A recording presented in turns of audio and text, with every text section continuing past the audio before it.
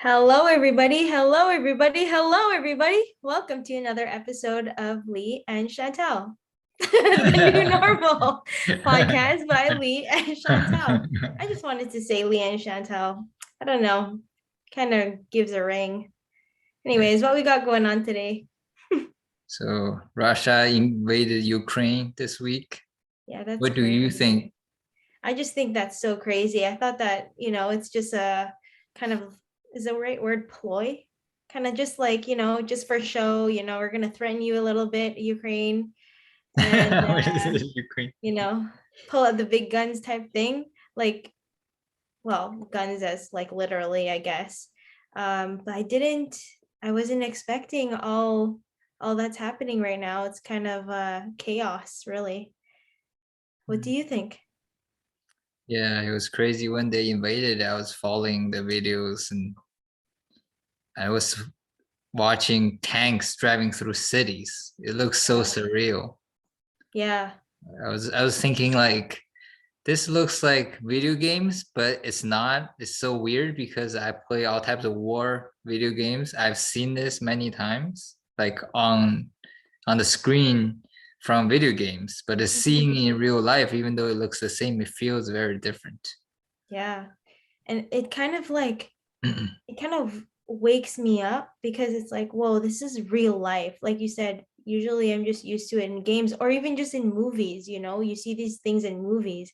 And this is happening in real life. Like real people are getting hurt because of all of this conflict.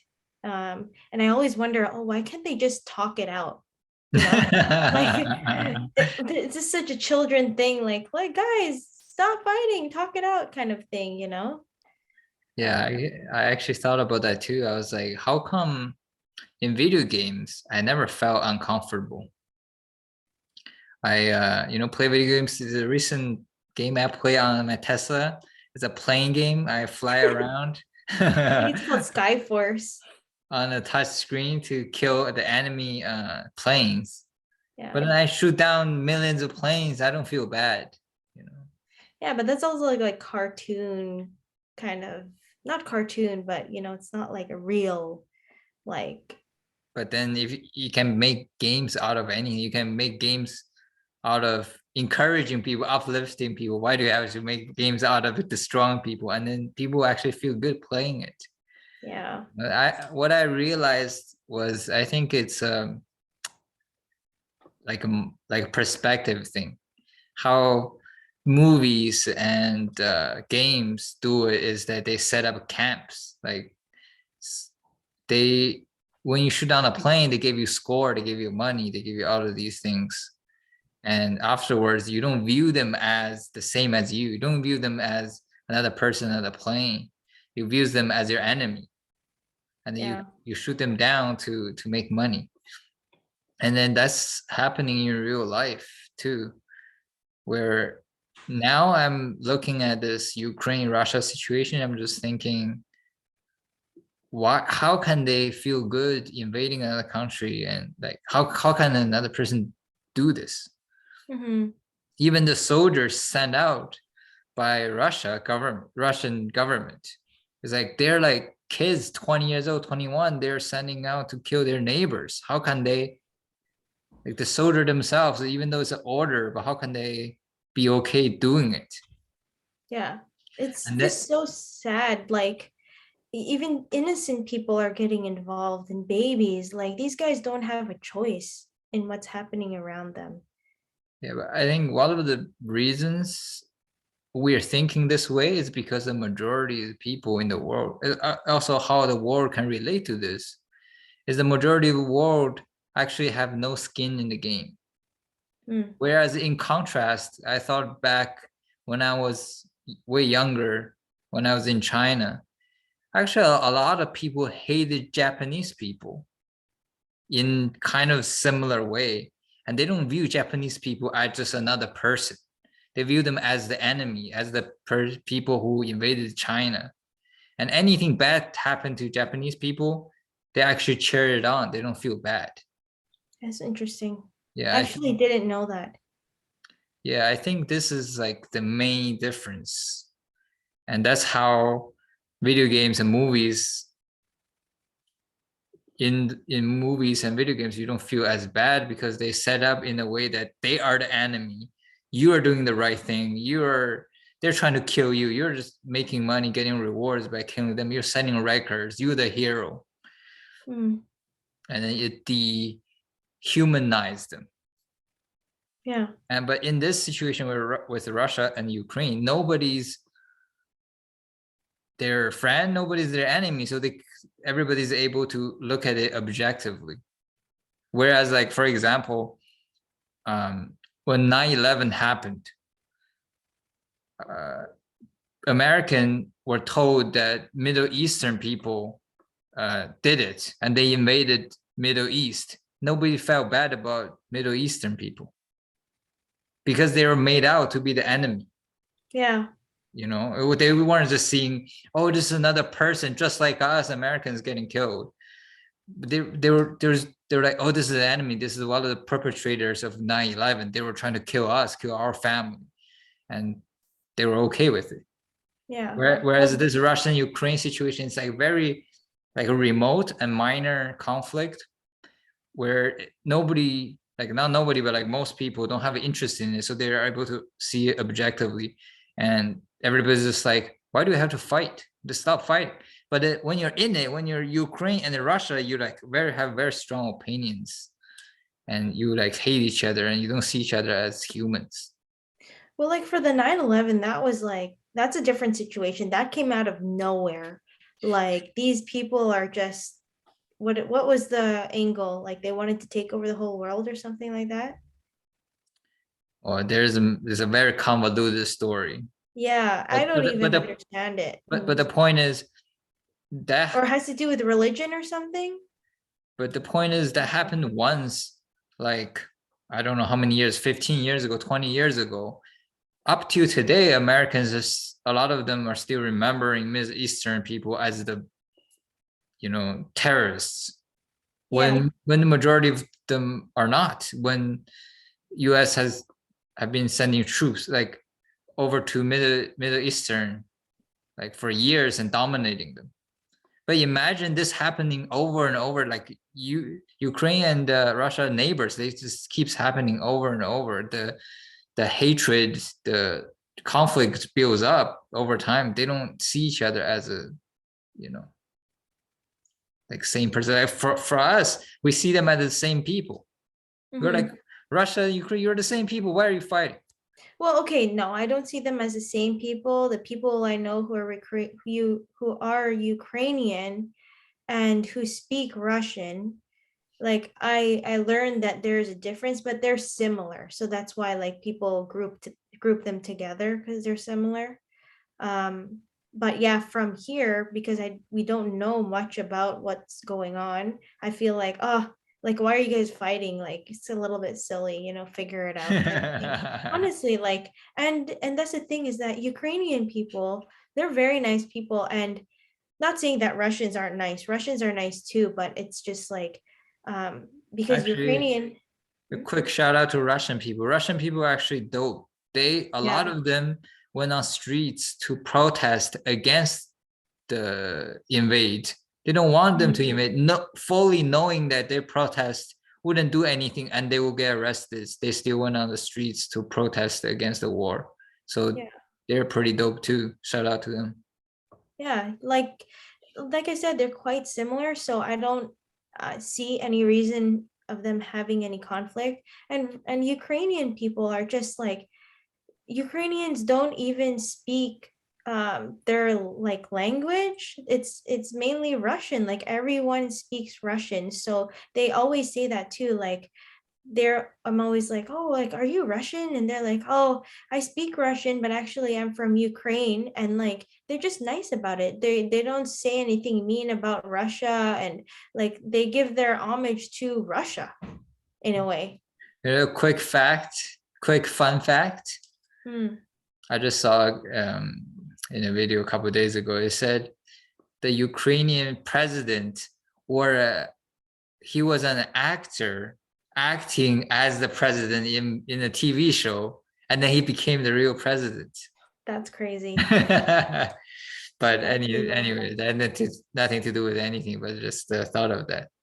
But then other crazy thing is a lot of world champions in boxing actually came from Ukraine. They're a big boxing country, mm, and I'm seeing a few world champion boxers that are multi-millionaires are going back to Ukraine and enlisted into the army and trying to fight this war now. that's interesting to me. Yeah, it's pretty And crazy. Also, yeah, it's a reminder that all of these things you chase, fame, money, achievements, and being special, and all these things are just a privilege you get during peace. In wartime, it doesn't matter who you are, you're just another body in the army. yeah, You could get shot just like anybody else, you know and like everybody just has to defend their peace, like you know yeah. And that's what I learned too. Like literally these things happen because of like opposing views. Um, but I just don't think it's worth it for a life to be taken away just because of like I don't know, is it a misunderstanding? Like, or is it just these wars happen, or it's not even war actually, it's just like it feels like a war.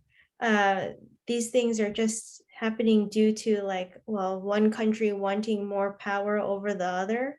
Like, it's a very convoluted. yeah. So before, they were Russia and Ukraine were one country, and then they Mm, separated, and Ukraine became a independent separate country, and then Russia still sees them as Russian, like it's the same country, so they always trying to go over there, unite both countries, and Ukraine always try to stay away and stay on their own. It's like there's no right or wrong. This whole thing is just weird. yeah, I guess it's like China and Hong Kong and Taiwan. Yeah, it's pretty similar.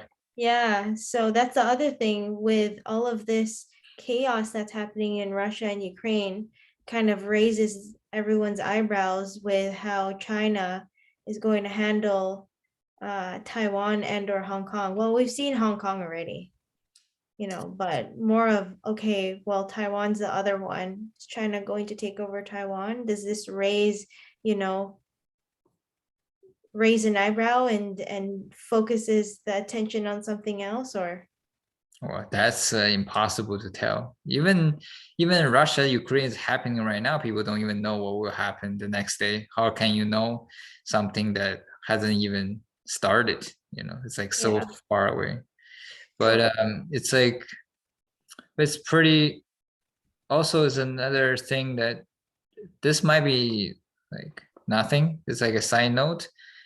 It's like after 2020, 2021, I always thought the world has changed forever because of virtual things, like people order food online, people Zoom calls, like there's no need for in-person meetings and things like that anymore.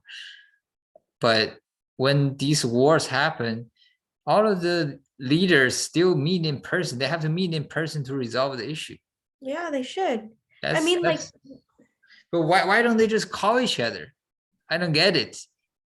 Like they fight for a week, and then they're like, oh, we're gonna meet in 2 days.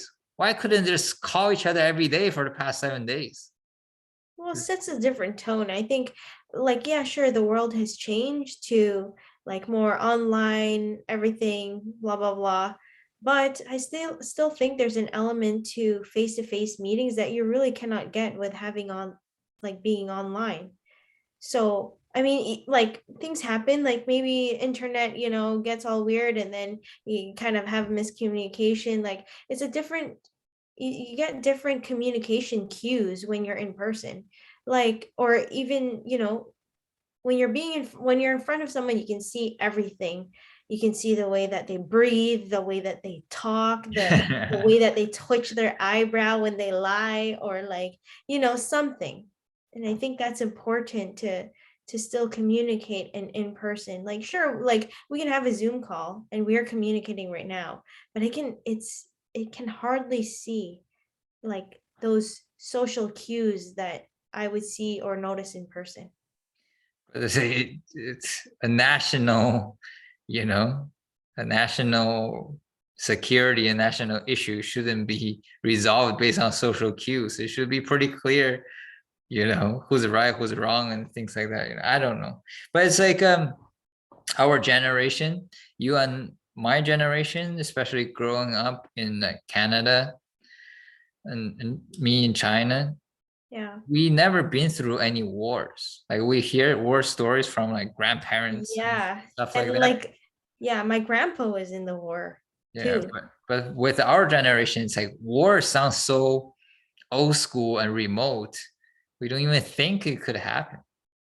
But that's why this is like the ice, like the tip of the iceberg with wars. So that's why it freaks me out. And I'm like, damn, like this could really, and like I see it differently too, because I actually watch the market and I see how these things affect, currency and the stocks and like things like that. And even just like going to the grocery store and then seeing how some groceries are expensive now. Like it's so crazy to me how much something on the other end of the world can affect where I am.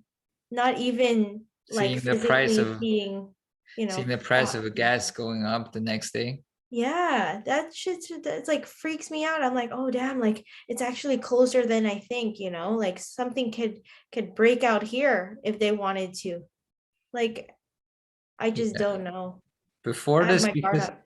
it's been so many years, like even before we were born, we haven't like wars weren't happening that close, and then throughout our lifetime we never experienced war.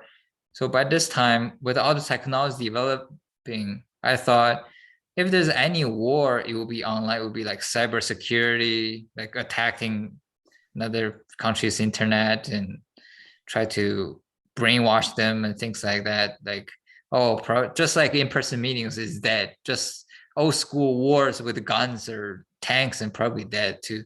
But then this just brought back like just like in-person meeting, even though you can do Zoom call and phone call, people still want to do in-person meeting, Yeah. although not as much. I think this old school war type of war is not going away. Even if you can dominate another person like cyber, is probably wars like this is gonna exist forever. It just I think in so too. it just in us. Like technology don't really change people. People stay the same. They just use the technology to be more of the same. I don't know. Yeah.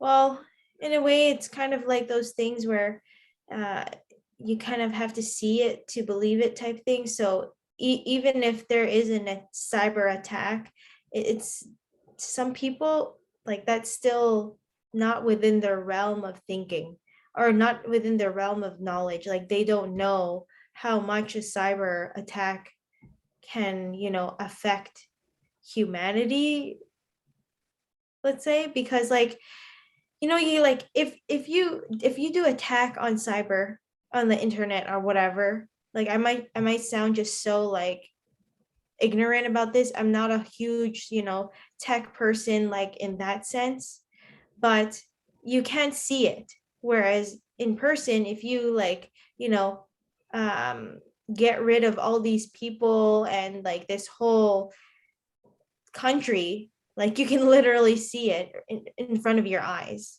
Like there's proof to it. There's a video I saw in I don't know if it's Russia or Ukraine, but people line up outside of the door around the corner at ATM trying to pull out cash when this was happening. That's that's like a real life physical war that translated into cyber. But then Mhm. imagine if someone can just reach out to your country and shut down all of your banks and wipe out all your bank's information. The next day you wake up, you have no money in your bank anymore. all of your life you've been working for nothing and you couldn't buy anything. Like imagine you cannot trade, you cannot buy anything anymore. You can only use what you can make yourself. How like powerless would that feel? Yeah, that's freaky too. Yeah, when I was thinking about that, I was like, fuck, the guy at the end of the line, like there's not much money in the ATM. Like what's the guy at the end of the line when it gets to his turn, there's no more money left. What's he gonna do? And what's even worse is that what if during that time nobody even take money anymore? Even if you pull out money, you try That's to what I'm give it to saying. people. This is Yeah. just paper. Well, that's not what I'm saying, but that's what I was thinking. Like, it literally doesn't matter how much money you have at that point. It's a survival of the fittest. Like, if you can survive during those times, then good luck. Good luck to everyone. Yeah, if you're like a grocery store owner and you have a watermelon or something, your watermelon's more valuable to you than all the money in the world. No Right. amount of money is gonna save you, but watermelon can Yeah. help you, survive a few days. Yeah. But anyways, Oh man, times are changing. Well, we'll see how this pans out in the next few weeks. Hopefully, Russia and Ukraine can get, their shit oh, together. also another thing that surprised me is that even though it gets reported a lot, actually there weren't many footages. Was I that thought there weren't many videos like footage. footage? Yeah. Footage, yeah. Um, I thought with the technology these days, you know how like with Google, you can look at like type in the address and there's like a Google Earth view or Yeah. whatever. You can actually see the street, the cars moving. I thought like the whole video, the whole thing of them moving in, like every second will get recorded, it will be broadcasted. But then it's actually very little information and coming out from different sides, and they're conflicting information too. Some Russia says, "Oh, we won," and then the Ukraine was like, "No, they weren't not even here." I thought Mm. like with today's technology, you'll be so like up to date. You can see live and high definition and everything. No, Yeah. I think it's probably just, all the information is getting controlled at the same time. Like, some people are probably, monitoring what is posted, and then, censoring everything. I mean, China's able to do it. I don't know why they can't. I mean, especially Russians. The Russian spies and things like that. Like, that Uh, shit's real. Ukrainian, a part of Ukrainian internet is down. It's not working, and Elon Musk sent out Starlinks to them to help set up the internet. Oh shit. Yeah, Elon Musk technology is helping he's on humanity. it. Yeah, because you know how the VP of Ukraine sent Elon Musk Twitter. And Oh, he sent him a tweet, and he just replied, and he sent Starlink. the power of Twitter. We're not even on Twitter. Yeah, no, we're not. But Elon Musk always reply to Twitter. That's cool. I don't That's even know how how he does that. Like, he must have a lot of ads on Twitter. Like, how do you manage to go through all of them? Or maybe like all of the blue verified check marks just go to the very top, maybe. he just, I don't know. But yeah, I there's always like wondered that if there was like someone who, is his assistant and then goes through it, or if it's actually Elon Musk himself. no, it's himself. That's crazy. Yeah, there's one time, or two quick stories, right? There's one time there's a place, I forgot where it was. The whole nation's internet went down because of some natural disaster. And then Elon Musk sent a tweet to them saying, "Do you guys need me to send Starlink terminal and things like that?" Asking them. Everybody was cursing him out. He's like, "What are you doing? Trying to act like you're good. Their internet is down. Obviously, they can't reply to your Twitter." So someone has to reply for them. Just be like, don't ask, just send it. It's hilarious. But another quick story, since you mentioned his assistant, Mm. is that he hired an assistant before. And then after, I think 5 years or something, the assistant came to him and asked, can I get a raise? And Elon Musk said, how about you go home for 2 weeks and then I will do your job. I will do my job and your job. And then we'll see if your job's difficulty is worth the raise. Wow. And then he did his job and the assistant job after 2 weeks.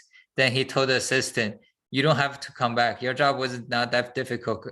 Not that's difficult. I can do both myself. What a savage. So for the most part, he does most things himself. Wow. That level of productivity and being on top of things, I can't even, stay on top of my things. Like, I think I need to step it up. That's just a reminder for me to step it up. Another quick story then for you is Dave Lee.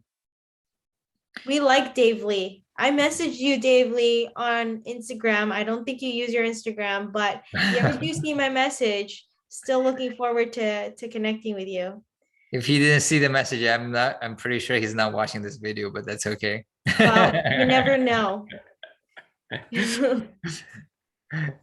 He might have been the 19th subscriber.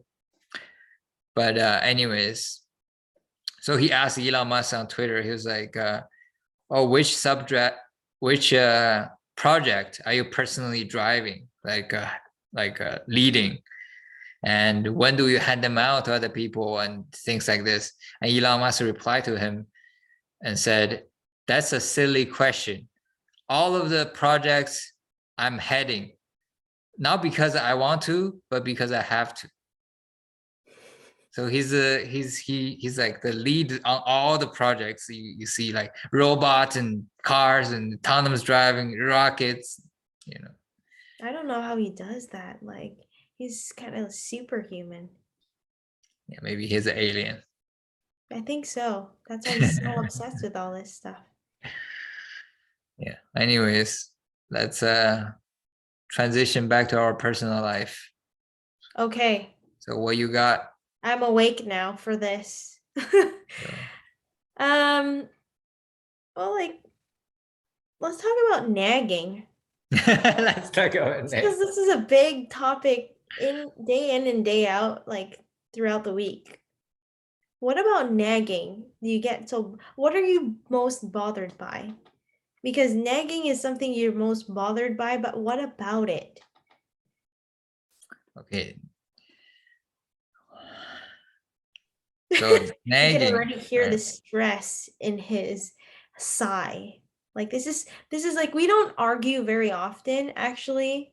Like, I think we're pretty good, right? For the most part. We argue a lot, like in the beginning, and then it gets like reduced, it gets better. Yeah, well, because we communicate. We're good at communicating. Well, I've learned to become better at communicating.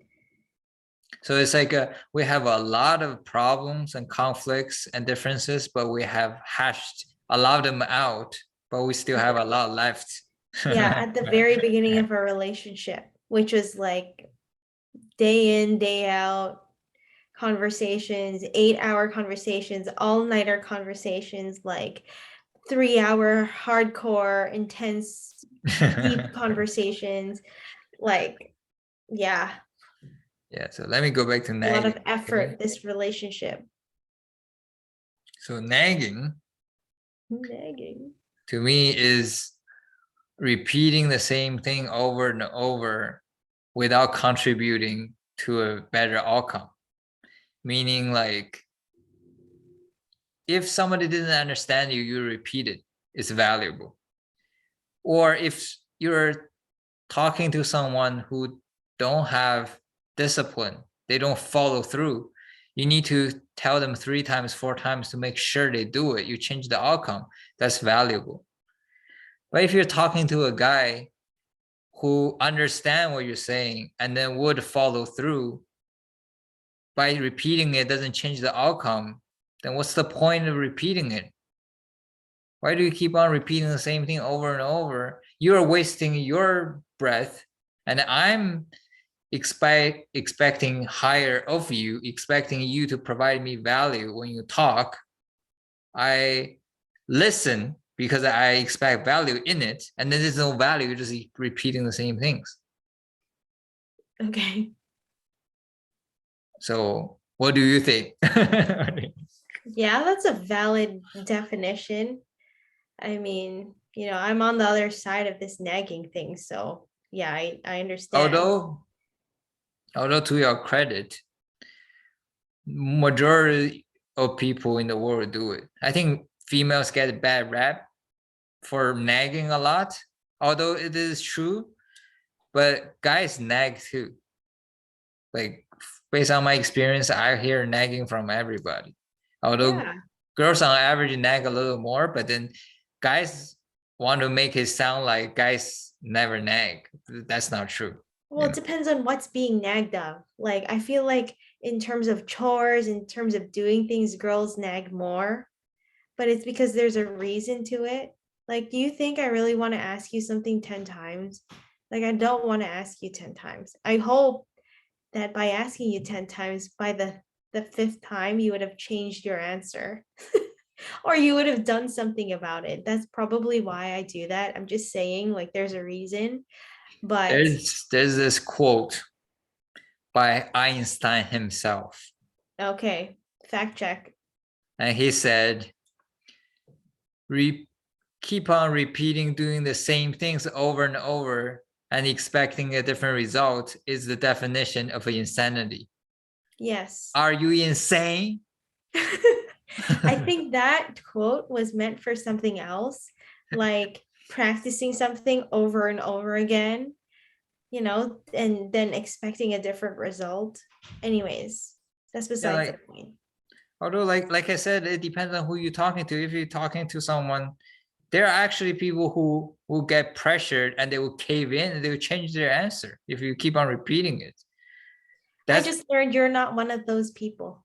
Yeah, that's not, that's changing the outcome. So to me, that's not nagging. That's you effectively applying a technique to get what you want. Yeah, with you, there's no techniques.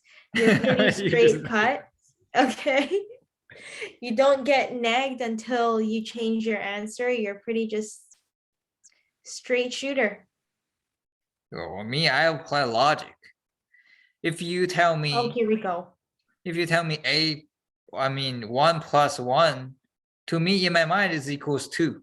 So you keep on telling me it's three, no matter how many times you're gonna tell me it's three, I won't change my mind unless you change something in the equation. You're like, oh, actually, I was wrong. It's a one plus two. Then I'm like, okay, now it makes sense. I can see how it can become three. But then when I do something like 1 + 1 = window, you'd be like, what? Because it's too abstract for you. Well, like goes back to my original point that if you say something people don't understand by repeating it or saying it different way to help them understand, that's not nagging. Like when I'm talking about nagging, I'm talking about those two scenarios. Either A, they don't understand, or I don't understand, or B, you can change the outcome. Like I wouldn't follow through, I forget something, or or whatever. By you keep reminding me, I will do something I otherwise wouldn't. Then Mm, those are valuable. Those two are valid. That's called reminding, and whatever. Those are good. But then okay. the things are like, what I'm saying? I don't Yeah, know. I just think everyone nags. But I'm trying to do better by not nagging and trying to recognize and just think about what I'm asking you. Yes, for everybody nags, but it's the frequency and the degree in which you nag. It's kind of crazy. Also, part of me wants to It's ask kind the of question, crazy. Jalebi, jalebi. okay, that's the song that was in our head like the whole evening. Is Jason Derulo's, and I don't know who the artist is. Jalebi. I think they're Punjabi. Those The Punjabi Punjabi. people out there. Yeah, jalebi is a dessert, I think, or some sort of dish. Anyways, Yeah. So That's a dead end. Just stop nagging. No, okay, so Not like much to that say just about it. reminded me. My question was, Mhm. like, I wouldn't nag if you just did something the first time. Why don't you do something the first time of being asked? Like, why do you wait until like one nags you? Because it doesn't make sense. What do you mean? Like I No, said, it makes sense, but you just like don't want to do it. For example, let's go out to dinner with so and so. You're like, no. Like, why? Like, is there any logic to you saying no ever? let me give you an example. Okay. Let's say you're a salesperson at a retail store. A customer walks in and you ask them if they want to buy your product. They say no. You cannot ask them again with the same sentence. You gotta, Oh, yes, I won't ask them with the same sentence, but you sure as hell know I'm gonna ask them, oh, like, you know, I'm gonna overcome that objection. yeah, it's on you, the salesperson, to make it appealing for the customer to buy a product. You can't blame on the customer. Be like, why don't you just buy it? I asked you once already. Like when you propose us to go eating dinner somewhere or whatever, to me that's not appealing. So I say no. That's on you. If you really want us to go, help me to see why it's so appealing. I don't see the appeal. But then if you tell me I understand what you're saying already, I process it, and still not appealing to me, then it's not appealing to me. Nagging me won't change a thing. Okay, that's fair. But if I don't see the potential in it, in the meeting. Let's say if you say, oh, let's meet my friend. I was like, no, I don't want to feel like meeting anybody. And then you're like, oh, he's like actually does this and this, very cool. It's gonna help you like that. You remember you said you couldn't understand this guy actually can help you understand and nobody else can. I'll be like, oh, interesting. That's actually a point I couldn't see before. Now you're helping me to see the value in going to this dinner. Now I might change my mind. But if you keep repeating the same thing, you don't have a reasoning. You just feel like going out. That's not going to convince me. And by Yeah, because repeating it, sometimes you you just just, feel like going out, just feel like having conversation. Sometimes I just feel like I want to do a podcast in that episode, you know? yeah, that's fair. You have your right to feel like going out. I have my right to feel like staying home. But you also have the right to convince me with your reasoning to follow your logic and make me see your point and be like, oh, that's why you think going out is cool. I can see that. Now I want to go out too. You can convince me, but by repeating the same sentence, we'll go, we'll go, we'll go, we'll go, that won't change my mind. Okay, chill. So what's a better way? Do you want to go to blah blah blah? No. Well, the reason why I thought to bring this up to your attention was so that blah blah blah blah blah. Blah. Like, are you kidding me? Right. This is the reason because this logically I think that this and this have synergize information just like is synergetic. Like what? You're such a girl. Girls still have to work for anything they get. They're What just do not you dumb. mean? No. Like I forgot who it was. I think it was Andrew Schultz or somebody. They tried to prove a point saying that girls are not good at uh, like sales, like communication, and they I think have so much fun with sales. What are you talking they, about? they think they're dope, and then they're like, okay, imagine a guy don't know you or they don't want to go out with you. Try to convince the guy, and then he got like a few girls on. They all sound very dumb. No disrespect to women, but Full disrespect to women. but guys, like like for guys this is regular. It's like no girls is just gonna, what I'm saying, it's Guys gonna, can also be nag, like guys can nag too. yeah, but what I'm saying is like guys have to sell the girls on the idea to go out with them. You know what I'm saying? Like in general. Hmm. But then girls don't need to. Girls just need to accept it. Well, So, you know, I'm different. well, you're kind of, but we're not gonna go there. What do you mean? I'm different. But anyway, so the point is, you Totally when disregard my efforts. when when it's your turn to sell me on an idea, you're just like, oh, how do you sell a song? Sounds so crazy. I have to be like, oh, this and that. Guys do that on a daily basis for business, for dates, for everything. Girls do that too. For business, for dates. Who's to say a guy's the only one to be like, will you go out with me? Girls can do it too. Mm, Mm, yeah, but mm. but the thing is, like, how come it's your when it's on you to sell me the idea that going out to eat is a good idea, you don't know how to sell it. It's because you always say no, you default to no. But lately that has changed. I know we're gonna transition to lately. Yes, we will transition. Okay. So lately you've been saying, or you've been inviting yourself. Whoa. Whoa. Actually, no, no, I won't say that. But like, That you're made me always sound like a welcome to bad any guy. of my dinners with my friends or my family.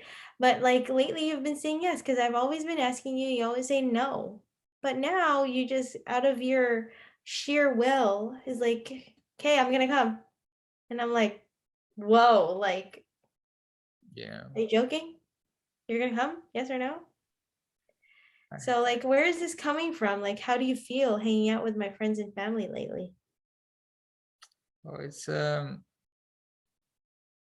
just in general, I'm not a big fan of scheduling and planning to have fun on a certain day. Just like, oh, we're gonna do set up this thing and it's for this, and we're gonna invite this person, that person. Like, I kind of don't like those things. These two is only two. I one time I went out to eat with her friend, and then tonight I went to eat with her family.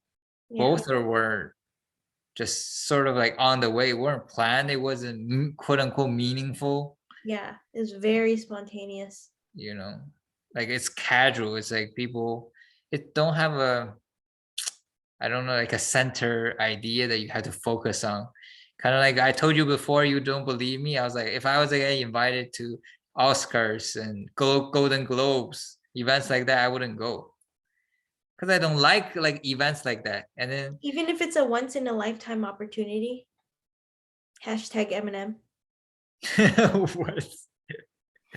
Mom spaghetti. Yeah, if you only had mom spaghetti once from Eminem. Um, I don't know. Maybe it's a very cool event with very cool people, maybe, but it's just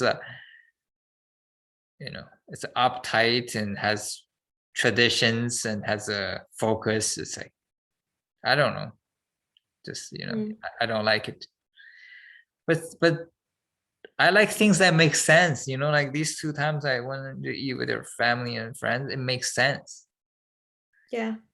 Like I was in the area, I happened to could eat, and it's like convenient for everybody. It's fun for everybody, rather than it's kind of like an event. Everybody going there, feeling the pressure to have fun, and yeah, I don't know. It's weird. Mm. I'm yeah, and also it's like yeah, I don't think I'm that anti going out. What do you mean? I mean, you can be. Like even just like um having cake the other night, you're just like, no, I don't like cake. I'm gonna stay in the car. I want to play my game. Yeah, I don't Yeah. like cake. But like, what if you just came in to just chat, shoot the shit a little bit while I'm eating my cake? That's just dumb, Why?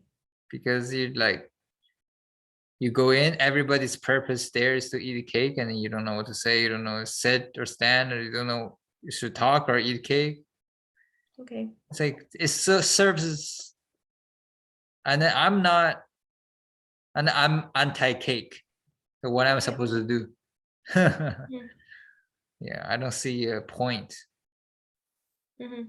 Like if you ever told me my friends are, having problems, are in trouble, and they don't understand this, or they want to talk to you, they think you'll be able to help. 100% times I will go. I Mm. would like almost never turn those down because I see a point. I'm like, they want to talk to me, and then me being there serves a purpose. But then if you say, "Oh, it's my friend's birthday," I don't care. I don't I don't care about him. I don't care about her. I don't care about their birthdays. I don't care about their rituals, their traditions. Okay, what if it Their was just like, little okay, we don't really see each other very often. They just wanted to get together because it was their birthday, but they don't care about their birthday either. They just want to get everyone together. then was a what if they care about you so much? Why would they gather with you without a birthday? And B, what does that have to do with me? They're it's it's not my friends. It's not inviting me for their birthday. Oh my God. And Okay. anybody who would be my friend wouldn't have a birthday, so nobody invites me to birthday. No, your friends have birthdays. They invite you, but you just don't go. Yeah, Shout out to so and so and so and so who had invited you previously, and you're just like, nah, I don't want to go. yeah. Also, well, if I don't go enough times, they will stop inviting me, and they will become more distant, and they will stop being friends. And then the No, friends that's not left how it over are works. gonna be friends that don't have birthdays. Which is donut, nobody. What do you mean? I mean, that's okay. You got me now, you know? Yeah, and like Yeah. like I'm okay with it if um we are friends and we're hanging out. Birthday just happened to be a thing that's happening, but I don't like it when the birthday is the front and center. Yeah, no, like even for me, like I actually really don't care about the whole birthday thing. Like I care and I appreciate those who want to like celebrate me type of thing, but at the end of the day, I don't care about like all the fancy stuff that come with it. Like even just tonight, like just having everyone together try new food, I thought that was cool. Like I know there's the whole like cake thing, but I mean, like, that's just like a nice gesture, something to eat, dessert type thing. It wasn't like a whole thing, you know? Yeah, What so did you think about tonight? like for example, take tonight as example, which I have no Yeah. problem with, right? But just as an Okay. example to Sure. demonstrate to you the point Okay. that we had first half doing, I don't know, birthdays, greetings, and and cakes and happy birthdays, things like this. And the second half, we got into a deeper conversation. Mm-hmm. We got to know each other and, you know, tell stories and all of these things. Mm-hmm. Imagine if we met on a day that's not the birthday, the deeper conversation part would double because you don't need to go through the birthday stuff, I disagree. and to me, that's more valuable. That like birthdays take away the focus on deeper connection, like talking and things like that. It focuses on, oh, let's everybody stop the deep talking. The cake's here. It's Yeah, time yeah. I to understand what dance. you're It's time to saying. take a Yeah. selfie. Time to take a shot.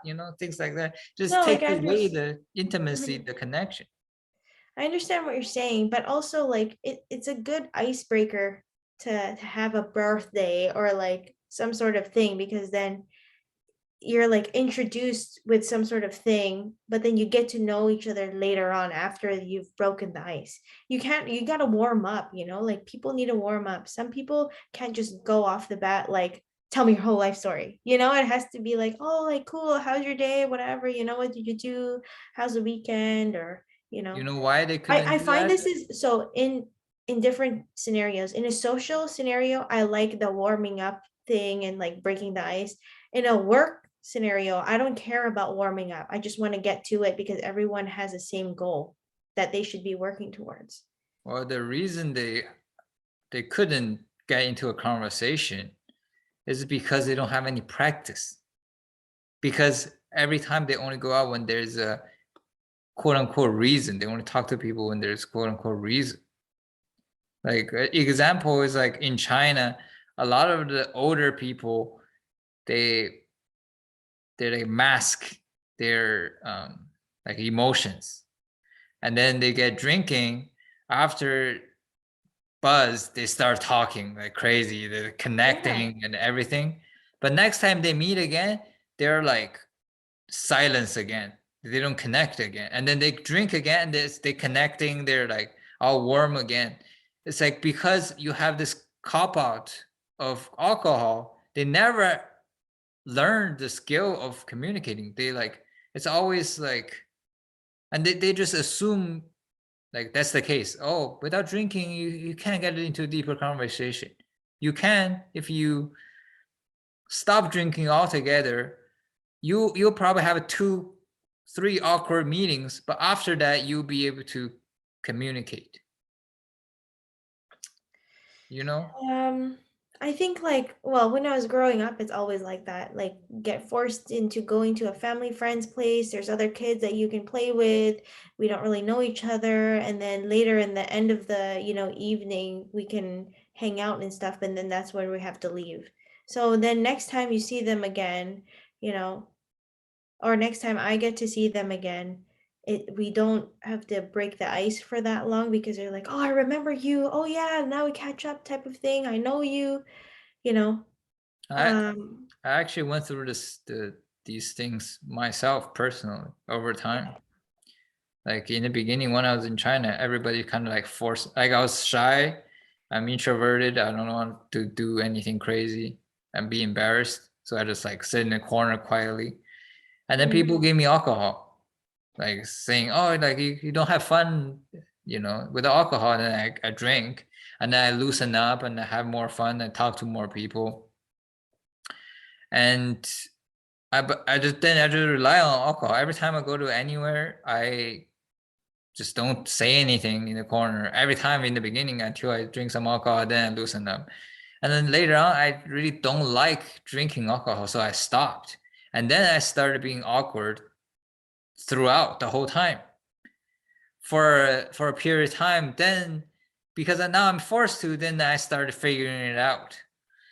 And now I learned how to listen intently and be okay with being myself and asking questions. How do you get people opening up? By asking questions. How do you show care? How do you show that you care what they're saying, so they will tell you the answer? How do you get, things like that? Now I can just drop in and talk to anybody on any topic. And then Yeah, you also just jump right in instead and of I'm a like, lot "Hi, how are more you?" yeah, I'm a lot more okay with opening up myself too. Before, like for a long period, I have to know somebody for a long time. Otherwise, I'm standoffish like for a long time. You're still pretty standoffish sometimes too. Yeah, because I just rather to not talk to people. Like Yeah. it's a headache to me. I'm introverted. But Yeah, but there are introverts that don't mind talking to people. but like I said, if it's like a valuable conversation, I always enjoy it. I never turn it down. If Hmm. somebody come to me and say, I think you're able to provide me value this way, and you're like the only person that can do it, I feel valued. I feel, you know, like, oh, only I have a responsibility, only I can do this. Like, but and then it can have positive impact. I want to do it. But if they come to me and talk about some, I don't know, the weather, the birthdays, their cats, their nails, I couldn't care less. No, Huh? the nails thing was a jab at me. No, not really. You and I are different. When you talk about nails, there's context. I'm talking about like if you strangers, like if like I'm talking to you, like if I'm talking to a stranger they tell me about nails, I can just switch to a next stranger. I'm like, I rather switch the topic. If you're talking about nails, I don't want to hear it. You know what I'm saying? Like with strangers, you're always picking, you're selecting. Yeah, That's why I'm like more standoffish because I'm judging them. I'm like, what are you going to talk to me about? Am I interested? If I'm not, I'm going to shut you off and just switch to the next person. I don't have to listen to this. jeez, straight savage. Yeah. Yeah. Yeah. I'm like opposite. Like if there's a stranger start talking to me about something, then I'll like, okay, like I'm just trying to understand why they're talking to me about a topic. And if I really can't take it, I'll be like, hey, listen, I gotta go see ya. Yeah. So I treat my time and my words like money. I have like limited of it. I wouldn't just spend it like, like what do you call it? What's the word? Like it's just wasted everywhere. yeah, you're like a Twitter, like a Twitter phrase thing. Like you have X amount of words and that's all you use to get your Yeah. message across. Yeah. So it's like if I spend money on something, I would think, okay, would it the same amount of money be better spent, adds more value to my life, spent anywhere else? If the answer is yes, I wouldn't spend on this thing. No matter how much I like the thing, is irrelevant. So the same thing with the words. No matter, you know, like how much it is, but it's like if I could say the same number of words to another person and get more value out of it, why do I say these words to you? Like there's a cost to every word you say, every second you spend with somebody, and every dollar you spend. Most people don't look at it as way. This same thing with money. They like spend money without thinking. They're like, I just feel like it. The same way they talk to people, they make friends. Like, I just feel like it is cool. Yeah, I see the value in that now though, because I quite limit, my interactions to more valuable interactions. And I feel like some interactions, if you have like old friends or like people that, I don't know, you just know, it's kind of like more of a catch up. I want to know what's going on in your life instead of a meaningful conversation most of the times. And I don't know, lately I'm just not into it. Yeah. Also, I have a higher threshold of value. Like a lot of people hate spending time by themselves, but I enjoy it and I'm productive in my head. Yeah. Like if I spend an hour by myself, I will think of things and I will answer some of my own questions. So I have a certain threshold. So if I'm talking to somebody and I'm taking away the time to think for myself, and I'm not getting this at least the same amount of value, then I would rather just stay home and think for myself. Then why would I talk to you? Like it's like joining a team that will drag down your productivity. Then why do you need a team? I'm like a superstar. I'm like LeBron James. I'm like Michael Jordan, Kobe Bryant, you know. Oh, okay. Those are very big names that you're tossing up in the air like that. Put respect on their name, will you? Yeah. Yeah, just a joke. I actually don't watch basketball.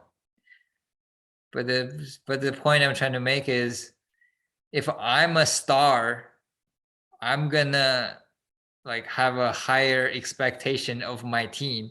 If my team sucks, I'd rather play by myself. Yeah.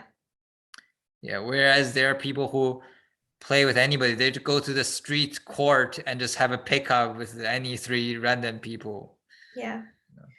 I guess it depends on your perception and perspective on, how you want to spend your time or like the people you want to surround yourself with.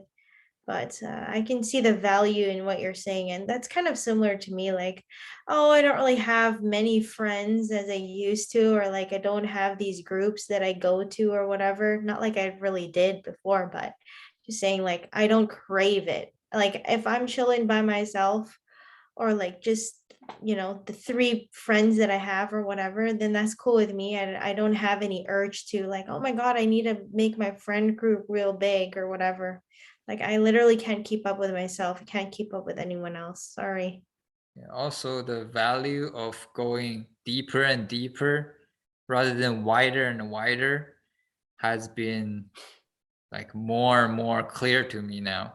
Yeah. Well, even before it was clear, but now it's even more clear.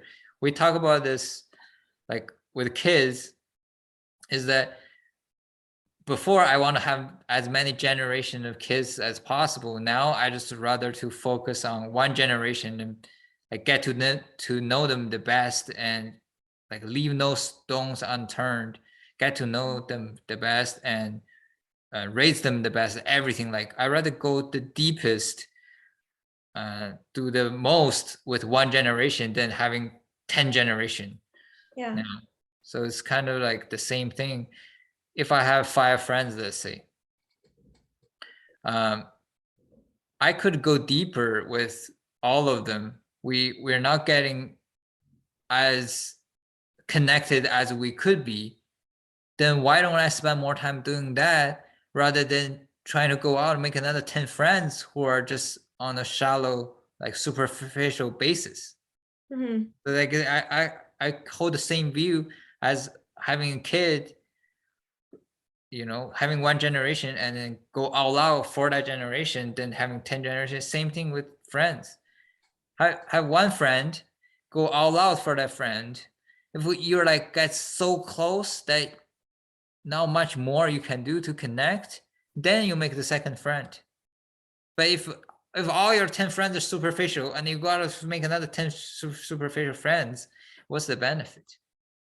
I guess so. Or it's like depends on like who you meet and hang out with. I mean, there's people that you just meet, you're like, oh, this guy or like this girl or like whoever it is like this person is just really cool. Like I want to like hang out with them more and get to know them type of thing.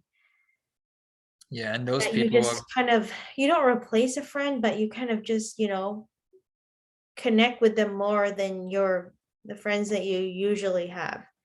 Because I yeah. mean, like the friends that you usually have, I mean, they're just going to be the same people. It depends on how strong their growth game is. Because there's some people who just want to party and go, like partying is their forefront.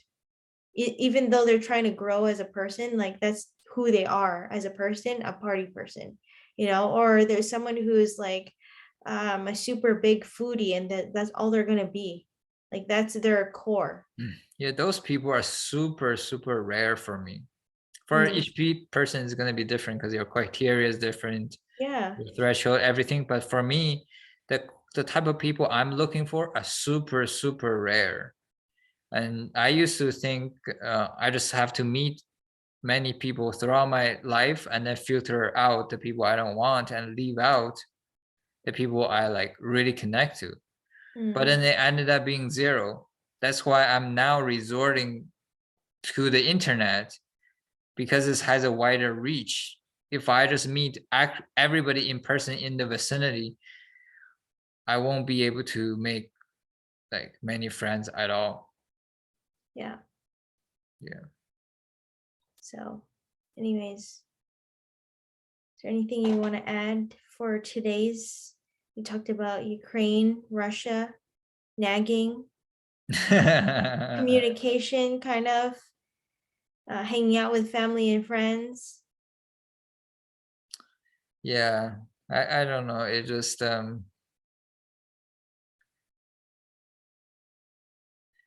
it's like it's tragic, but I don't have a solution for it, so I don't know. Hmm. In terms of Ukraine and Russia. Yeah. And Yeah. like all the other topics that we talked about today is just like, for Ukraine and Russia, I just hope everything gets settled soon and it doesn't drag out. And then if they can do it in a civilized ways, that would be much cooler because I mean, there's innocent people getting killed who don't need to be in that situation, really. And then in terms of like nagging, yeah, I could do better.